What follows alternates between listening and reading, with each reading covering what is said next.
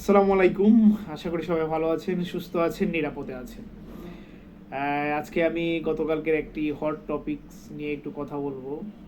আমরা জানি, এটা আপনাদের সবারই জানা আছে, ২০০৫ সালে যখন ধূমপান ও তামাকজাত দ্রব্য ব্যবহার নিয়ন্ত্রণ আইন করা হয়, তখন সেখানে পাবলিক প্লেস এবং পরিবহনে ধূমপান নিষিদ্ধ করা হয়।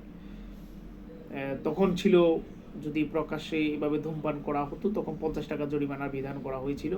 পরবর্তীতে আবার সেটাকে আপনার ধূমপান ও তামাকজাত দ্রব্য ব্যবহার নিয়ন্ত্রণ সংশোধন আইন 2013-তে এসে 50 টাকা থেকে সেটাকে 300 টাকায় উন্নতিকরণ করা হয় জরিমানার ধরন।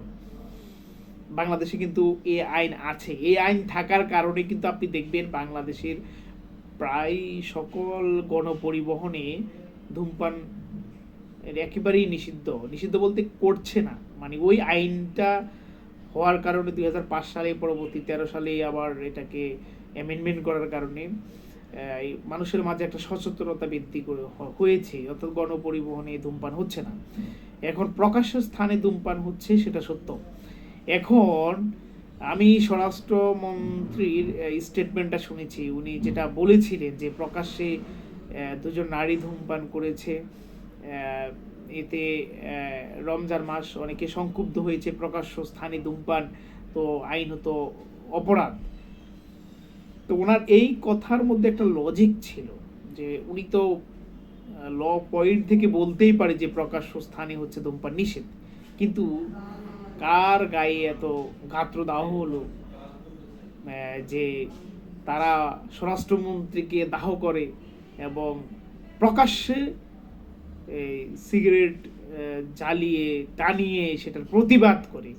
আপনি দেখেন কতটা নির্লজ্জ বেহায়া হতে পারে যে প্রকাশ্যে ধূমপান এটা টেনে এটাকে ব্যবহার করে তার প্রতিবাদ করা হচ্ছে, অথচ যেটা আইনত নিষিদ্ধ।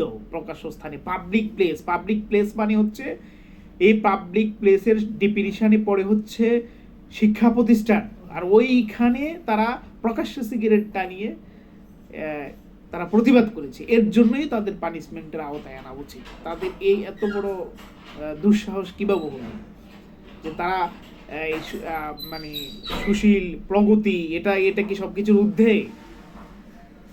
এখন তো মানে বলা বাহুল্য যে শীত চলে গিয়েছে, ঠিকঠাক মতো আগে গোসল করা প্রয়োজন। ওটা প্রায়োরিটি দেওয়া উচিত ছিল, যে বিড়ি না গোসল কোনটা আগে, গোসল প্রয়োজন ছিল। ঠিক আছে, ধন্যবাদ, ভালো থাকবেন।